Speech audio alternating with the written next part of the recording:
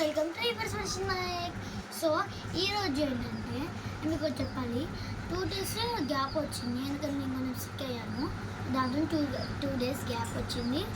So ఇప్పుడు నేను topic ఈరోజు మళ్ళీ స్టార్ట్ చేశాను అనమాట. సో ఈరోజు మన టాపిక్ ఏంటంటే మనకి దేవుళ్ళ స్టోరీ అనమాట. సో ఫస్ట్ హిందూయిజం గురించి తెలుసుకుందాం. సో హిందూ ఏంటంటే మనకి బ్రహ్మదేవుడు వచ్చేసి, బ్రహ్మదేవుడు కాదు, ఒక ఋషి అన్నమాట. ఆ ఋషి ఒకసారి అందరి దేవుళ్ళ దగ్గరికి వెళ్ళి నేను వెళ్తే వాళ్ళకు ఎలాగ గౌరవం ఇస్తారు అనేది చెక్ చేయడానికి వెళ్తారనమాట. అలాగే ఆ ఋషి కాళ్ళ కింద కూడా ఒక కన్ను ఉంది, పెద్ద కన్ను. అండ్ ఆ ఋషి దగ్గర చాలా అనేక శక్తులు అనేది ఉంటాయన్నమాట. సో వెళ్తారనమాట. సో ఫస్ట్ బ్రహ్మదేవుడి దగ్గరికి వెళ్తే బ్రహ్మదేవుడు అది తినని పట్టించాడు. శివుడి దగ్గరికి వెళ్తే శివుడు కూడా పట్టించాడు. నెక్స్ట్ విష్ణుదేవుడి దగ్గరికి వెళ్తే విష్ణుదేవుడు వాసుకి పాము మీద పండుకొని ఉంటే విష్ణుదేవుడు ఒక కాళ్ళు మనకి ఆ ఋషి ఫేస్ సైడ్ ఉందన్నమాట. సో దాంతో ఆ ఋషికి బాగా కోపం వచ్చేసి మనకి ఇక్కడ ఛాతిపై వచ్చేసి తంతారనమాట, కిక్ చేస్తారనమాట ఆ ఋషి విష్ణుదేవుడికి. అప్పుడు విష్ణుదేవుడు ఏం కోపించకపోకుండా తన కాలు నొక్కుతారనమాట. నొక్కుతున్నప్పుడు మనకి విష్ణుదేవుడు ఒక వైఫ్ ఆమె వచ్చేసి మీరు మిమ్మల్ని కుట్టిన వాళ్ళని మీరు బాగా చూసుకుంటున్నారని కోపంతో భూమిపైకి వచ్చేస్తుంది అనమాట. సో దాని తర్వాతకి ఏమవుతుందనంటే ఆ విష్ణుదేవుడు వచ్చేసి ఆ ఋషి యొక్క కాళ్ళ కింద ఉండే పెద్ద కన్ను వచ్చేసి నొక్కేస్తారనమాట. సో దాంతో ఆ బాధ తట్టుకోలేక వచ్చేసారనమాట. అండ్ ఇక మనకి ఇంకో విషయం తెలుసుకోవాల్సింది ఏంటంటే మనకి ఫస్ట్ బ్రహ్మదేవుల దగ్గరికి వెళ్ళారు కదా, బ్రహ్మదేవుడికి నన్ను పట్టించుకోవట్లేదు కదా అని చెప్పేసి ఒక శాపం వచ్చేసి వచ్చేసారు. కానీ మనకి బ్రహ్మదేవుడు వచ్చేసి లోకంని సృష్టించి ఇక్కడ మనుషుల్ని పుట్టించిన వారు కదా, ఇక్కడ జీవాన్ని పుట్టించిన దేవుడు కాబట్టి ఇక్కడ జంతువులని అంటే ఇప్పుడు డైనోసార్స్ లాంటివి పచ్చదనం పుట్టించింది మనకి బ్రహ్మదేవుడే కాబట్టి బ్రహ్మదేవుడికి ఆ శాపం అనేది వెళ్ళేదన్నమాట.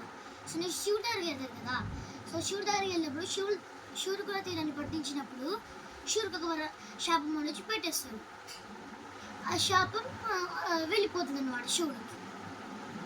సో దాని నెక్స్ట్ విష్ణుదేవుడికి అయితే వచ్చి ఏం శాపం పెట్టారు అనమాట. దాని తర్వాతకి అక్కడ నుంచి వచ్చేసారనమాట. సో వెళ్తూ ఉన్నప్పుడు అలానే ఆ నొప్పి తట్టుకోలేక వెళ్తూ ఆ ఋషి వెళ్తూ ఉన్నారన్నమాట భూమిపైకి వచ్చేసి. అప్పుడు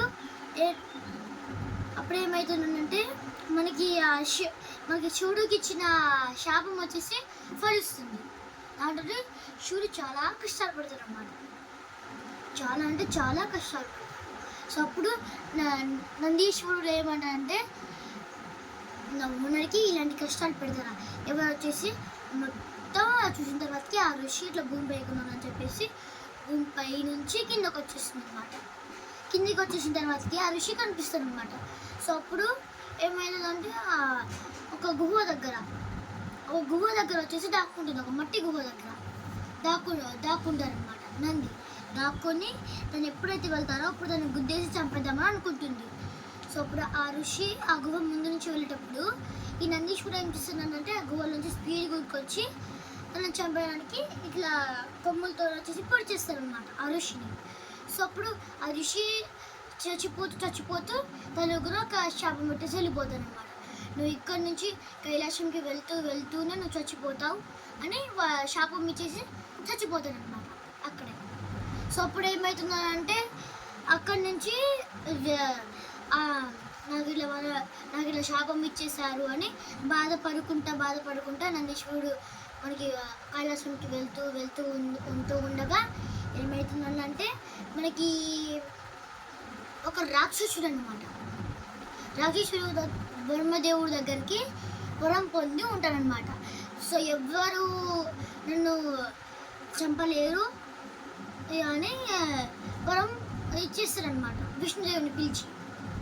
అప్పుడు విష్ణు బ్రహ్మదేవుడు ఏం వరం ఇస్తారంటే చావు కంపల్సరీ ఉంటుంది, కానీ చావు లేకుండా ఏది ఉండదు అని ఏం వరం ఇస్తారంటే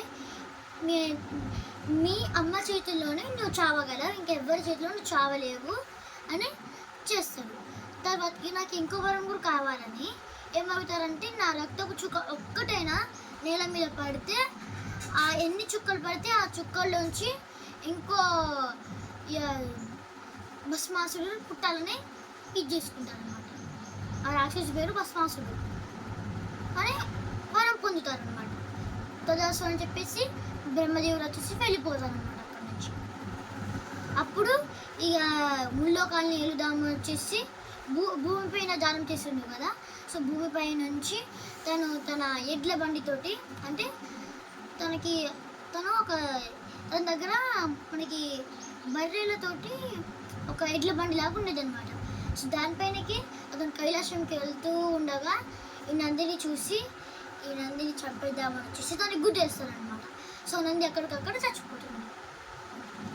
దాని తర్వాతకి అక్కడి నుంచి ఆ భస్మాసుడు వచ్చేసి పైకి మనకి కైలాసంకి వెళ్ళిపోతాను. సో అక్కడికి వెళ్ళిపోయిన తర్వాతకి అక్కడ ఉండే దేవదేవతలందరినీ నేను ఏలుతాను అని చెప్పేసి వెళ్తారనమాట. సో అక్కడ అందరు దేవదేవతలందరూ మనకి పార్వతీదేవి దగ్గరికి వెళ్తారనమాట. పార్వతీదేవి దగ్గరికి ఆ పార్వతీదేవి ఇక్కడికి ఎందుకు వచ్చాను వెళ్ళిపో అనేసి అంటే నేను వెళ్ళను అనేసి ఇంకా ముందుకు వచ్చాయన్నమాట. దాంతో కోపం వచ్చేసింది పార్వతీదేవి, చాలా కోపం వచ్చేసి మనకి శివుడు త్రిశూలం ఉంటుంది అనమాట. సో త్రిశూలంతో ఇసురుతే ఆ త్రిశూలం ఇట్లా వేస్తే ఆ భస్మాసుడికి వచ్చేసి ఇక్కడ తగులుతుంది అనమాట. ఇక్కడ తగిలితే ఇక్కడ నుంచి ఒక బ్లడ్ పడుతుంది అనమాట. సో ఆ బ్లడ్లోంచి 6 భస్మాసుడు అనేది మళ్ళీ పుట్టారనమాట. మళ్ళీ పుట్టేసేసరికి మళ్ళీ దాడి చేసింది. అయినా కూడా మనకి భస్మాసుడు వచ్చేసి చావలేదు, ఇంకా చాలా భస్మాసుడు వచ్చేసారనమాట. వచ్చేసి 1,00,000 భస్మాసుడు అట్లా వచ్చేసారనమాట. 5 రోజు ఇట్లానే చేసిందంట. దాడి చేస్తుండగానే అలానే చాలామంది వచ్చేసారన్నమాట భస్మాసుడు. అప్పుడు ఇక కోపం ఆగలే అన్నమాట పార్వతీదేవిది. కోపం ఆకాశానికి తాగింది. ఇక అప్పుడు ఈశ్వరుని పక్కన పడేసి మనకి తనకు తెలియకుండానే అని మనకి కొన్ని స్టోరీస్లో ఏం చెప్తారంటే పార్వతీదేవి కాళీమాతలాగా అవతరించేటప్పుడు నేను కాళీమాతలాగా అవుతున్నానని తనకు తెలుస్తుందని అంటారు. కానీ అది వచ్చేసి తప్పు. ఎందుకంటే పార్వతీదేవి ఏంటి కాళీమాతలాగా అవతరించారనుకోండి, నేను ఇట్లా కాళీమాతలాగా అయినాను అనేది నాకు తెలియదు అనమాట. సో నేను కోపం అయితే నా బాడీ మొత్తం బ్లూ కలర్లో అయిపోతుంది, నేను కాళీ అలాగా ఇట్లా అయిపోతాను, కాళీదేవి లాగా ఇట్లా అనేది తనకు తెలియదు అనమాట. సో అప్పుడు ఇక ఆ కోపం తట్టుకోలేక ఇక బాగా హైట్ అయిపోతుంది. ఇక దాంతో యుద్ధం స్టార్ట్ చేస్తే తను ఒక్కొక్క అడుగుకి భూమి మీద వెళ్ళిపోయేది అనమాట. ఎన్ని యుద్ధాలు అంటే ఎన్నో గాయాలు చేసినా కూడా ఆ బ్లడ్తో ఇంకా బస్ వచ్చేసారు, కానీ తను చావలేదన్నమాట. యుద్ధ కోపం తట్టుకోలేక ఆ భస్మాసుని అందరినీ ఒక్కటిసారి నోరుతోని మింగేసింది అనమాట. నోరుతోని ఇప్పుడు మింగేసింది. దాని తర్వాతకి ఉన్న ఒక్క పెద్ద భస్మాసుడు ఏం చేసిందని అంటే జుట్టు అప్పటి రాక్షసుడికి ఏమంటారంటే పెద్ద జుట్లు ఉండేదన్నమాట. అంటే ఇప్పుడు ఇక్కడ వరకు షోల్డర్స్ వరకు అట్లా ఉండేదన్నమాట పెద్ద జుట్లు. ఆ జుట్టు పట్టుకొని కోసేసి ఆ శరీరంని కూడా మింగేసింది. అంటే ఆ శరీరం ఇట్లా కింద పడక ముందే ఆ శరీరంని మింగేసి ఆ తలకాయని ఇట్లా మనకి మట్టి కుండలో ఆ బ్లడ్ మొత్తం పట్టిందనమాట. ఆ బ్లడ్ని తాగిస్తూ అట్లనే అతని కూడా చంపేసింది అనమాట. దాని తర్వాత అయినా కూడా కోపం చెల్లారకుండా అట్లనే భూమిని కూడా అంతం చేద్దామని ఆ కోపంలో ఆవేశంలో వెళ్తూ ఉండగా మనకి మిగతా ఉన్న అందరు విష్ణుదేవుడు ఏం చేస్తారని అంటే పోయి మనకి ఇది చేస్తారనమాట. ఏంటంటే శివుడు దగ్గరికి వెళ్ళి అడుగుతారనమాట. శివుడు దగ్గరికి వెళ్ళి అడిగితే శివుడు వచ్చి తన కాళ్ళ కింద పడితే అప్పుడు శాంతిస్తుంది అనమాట. దాని తర్వాత అయిపోతుంది అనమాట. సో అప్పుడు ఏంటంటే అక్కడి నుంచి వెళ్తూ వెళ్తూ ఉండగా అంటే తన కోపం ఇంకా చల్లారలేదు, కొంచెం కోపం ఉంది. సో అప్పుడు వచ్చేసి ఆ కోపం చల్లాలని ఒక బావి తవ్వారనమాట. అంటే బావిలాగా ఒక గుంత తవ్వారనమాట. ఆ గుంత పైన మొత్తం గడ్డి వేసేసారు. సో ఒక గుంత ఉందని కనిపించలేదు అనమాట. కాళీమాత అక్కడి నుంచి వెళ్ళేటప్పుడు దాన్ని చూసేసి ఏమైందనంటే ఇప్పుడు పడిపోయింది అనమాట. ఇప్పుడు పడిపోయి దాని తర్వాత మళ్ళీ వచ్చేసింది అనమాట. సో అప్పుడు ఆ కోపం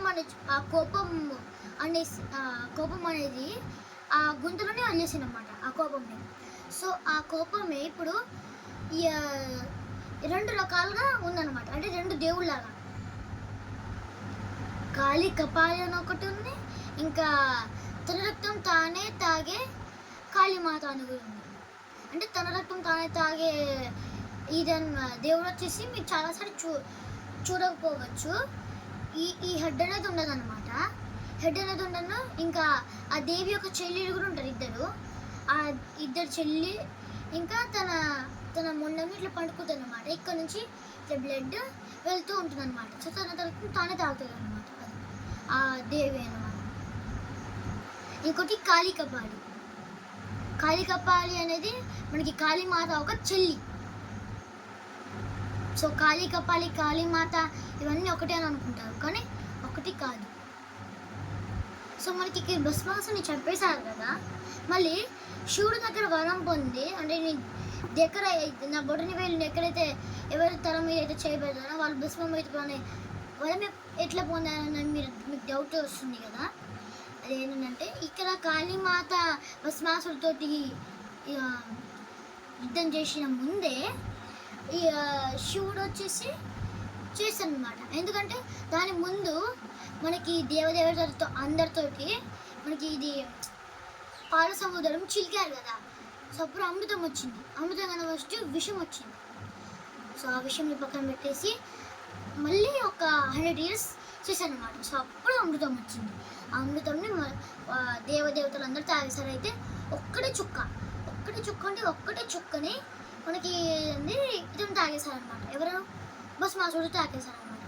ఆ చిలికేటప్పుడు ఆ మధ్యలో భస్మాసుడు కూడా ఉన్నాడు. అప్పుడు ఆ అమృతం వచ్చేసి ఒక్కటి మనకి భస్మాసుడు నోట్లో వచ్చేసి పడిపోయింది అనమాట. సో అందుకనే మనకి శివుడి దగ్గర వరం పొంది ఇట్లా తన తలపైన తనే ఇట్లా వేలి పెట్టుకున్నా కూడా ఈ తల ఒక్కటే ఉండిపోయింది, ఇదంతా భస్మం అయిపోయింది.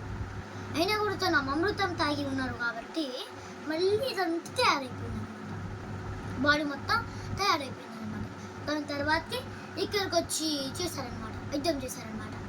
అండ్ మనకి ఇక్కడ కాళీమాత ఇట్లా తల పట్టుకుంటుంది కదా. సో తలను వచ్చేసి పడేశారనమాట.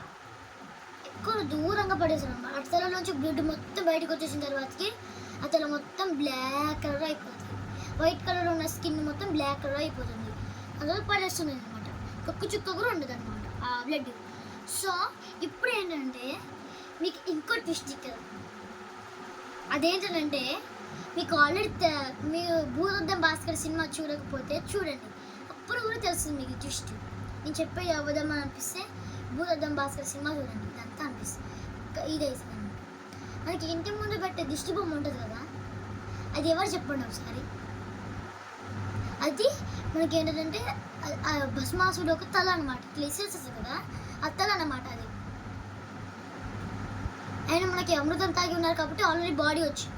దాని తర్వాత మళ్ళీ తల తెగేసేది కాబట్టి మళ్ళీ బాడీ రాలేదన్నమాట. దాంతో ఆ నాలుగు మీద ఒక మనకి తేలు అంటే కొంతమందికి తెలియదు, అది ఒక కీటకం అంట. ఆ కీటకంని అది మనకి టంగ మీద పెట్టేసి విసిరేస్తుంది అనమాట. సో ఆ తల ఒక బొమ్మనే చెక్కతో చేసి ఇప్పుడు మన దిష్టి బొమ్మలాగా ఇది చేసుకుంటున్నాం అన్నమాట. సో ఇది ఇది ఈరోజు స్టోరీ. అండ్ నేను ఇంకో స్టోరీ కూడా చెప్తాను, ఇంకా 2 స్టోరీస్ చెప్తాను అనమాట. సో ఈలోపు మీరు channel subscribe, like, share, comment అది మర్చిపోకండి. అండ్ మీరు భూతద్దం భాస్కర్ సినిమా చూస్తుంటేనే కామెంట్ చేయండి.